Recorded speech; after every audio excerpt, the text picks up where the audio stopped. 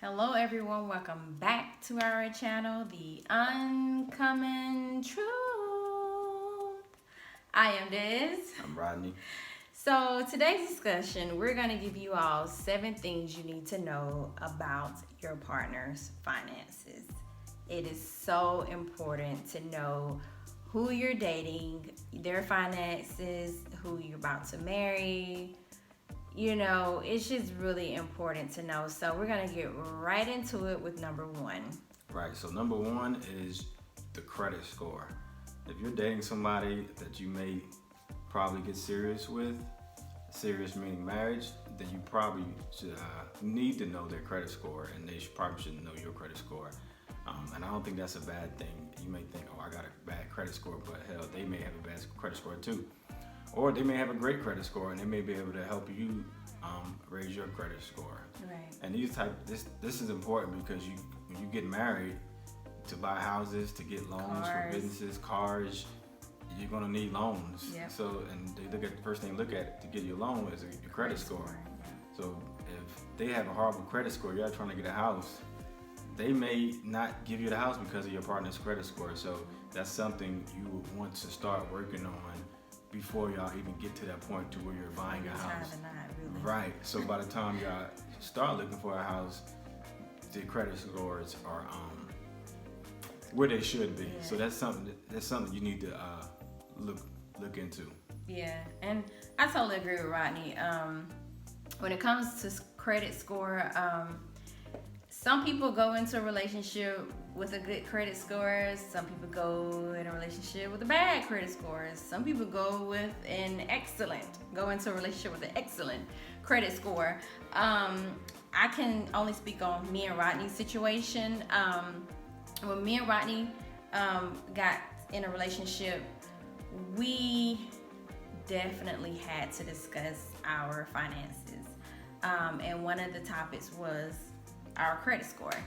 And it was embarrassing for me because I already knew, if y'all don't know Rodney, his career is he's an accountant, okay? So therefore, by him dealing with money all day, every day, his credit score has to be top notch, very high. So I knew what I was working with, and I kind of knew what he was working with, but he didn't know what I was working with. So it was a little nerve-wracking. And I will say, even though it was nerve-wracking, I did not, try to lie about it. I did not try to hide it. I told him what it was. I showed him the scores, and that was just that. And we talked about it. And Right. With him being an accountant, it helped me to get some ideas on how I could raise my credit score.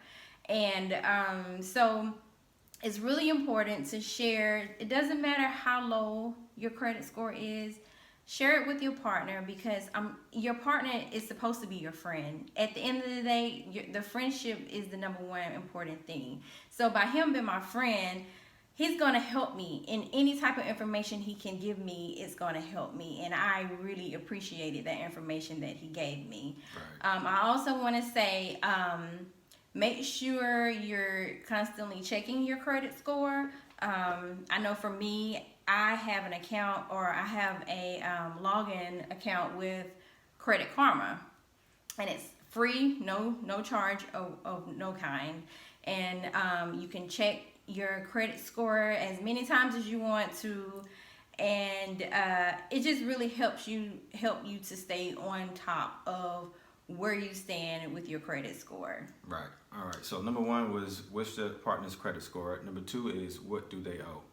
So one of the things that a lot of people get surprised or blindsided by in marriages is their partner's debt. So one thing you want to talk about with your partner is how much do they owe and who do they owe. The biggest, I think, but the biggest debt we both have is probably student loan. Yeah. So that's one thing you want to discuss with your partner. Secondly, I have a mortgage, she has a car note, credit cards, all this stuff you need to know before going to the marriage. Because a lot of people go into marriage thinking, oh, it'll be better because it's two of us now, so we should be able to take care of all the bills.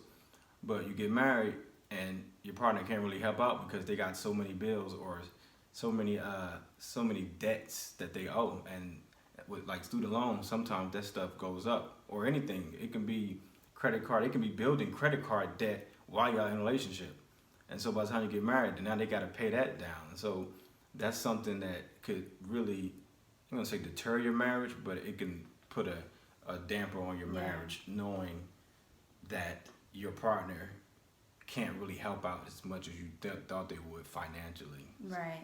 And don't, just because you're in a relationship or whatever, or you're going into a marriage, don't think that, your partner is solely, responsible for your debt. Yeah, you all are about to become one. However, if that is something that you accumulated prior to getting in a relationship, then, it's your responsibility.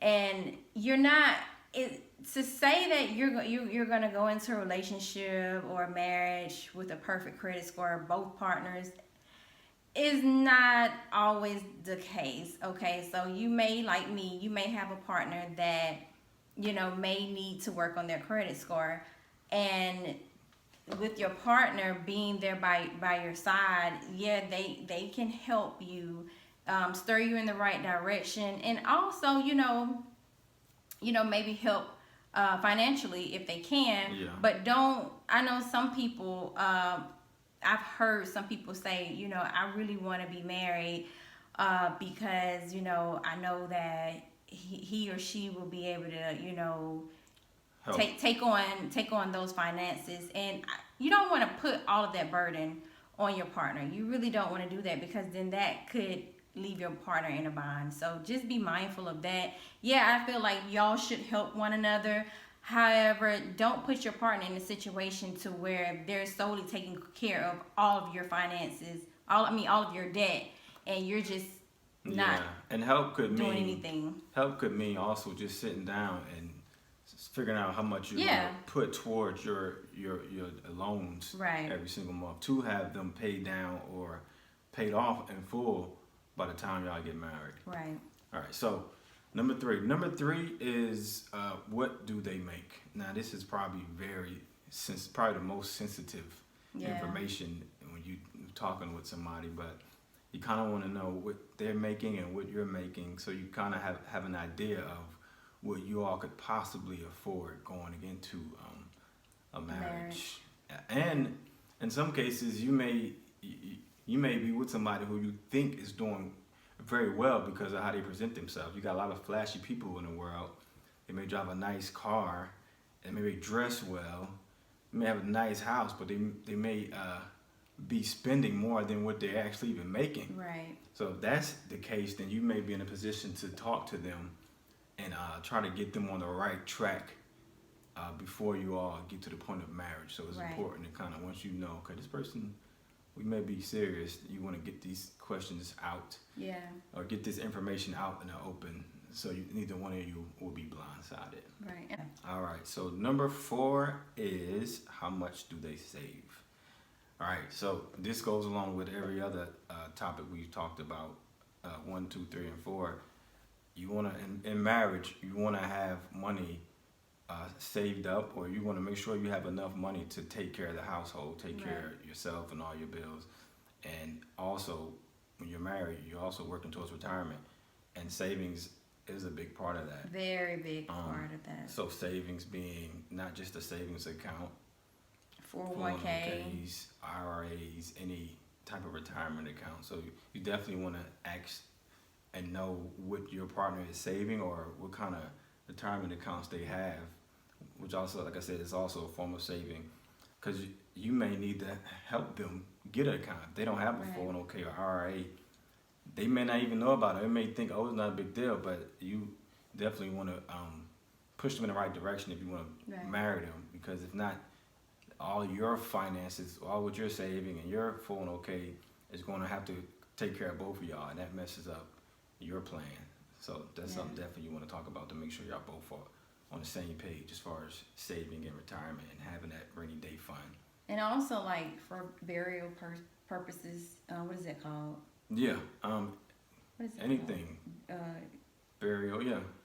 That's not the I don't know. But yeah.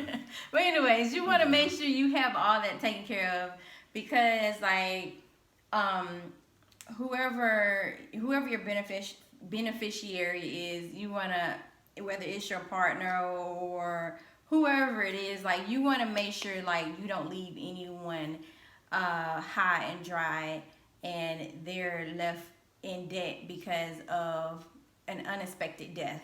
You know what I'm saying? Right. So you want to make sure, like he said, not only are you saving, have like a personal savings account, but you want to make sure you have a 401k, whether it's with your job or you can get it through your bank, have an IRA, and also you want to make sure your burial expenses are taken care of. Right. So number 5 is, how much do they spend? Some people have really horrible spending habits. Yes. Some people, I heard of stories where they literally had to give their money to somebody to hold so you won't spend it. So Yeah. if you have a partner like that, you definitely want to know what you're getting yourself into. I've heard of stories where the wife was supposed to pay like the power bill and something bill, and she ended up spending it shopping, and their power got cut off. So you don't want You don't want that to happen. Yeah, so you got to make sure your partner is responsible. So you got to check their spending habits, or do they overspend on, like, some people have addictions to shopping. Yeah. And that's mostly like women. I know a few men that have that problem, but I'm just thankful that I have somebody like him that keeps me balanced. Because Lord knows, when it comes to shoes and bags, Throw it in the bag. Yeah.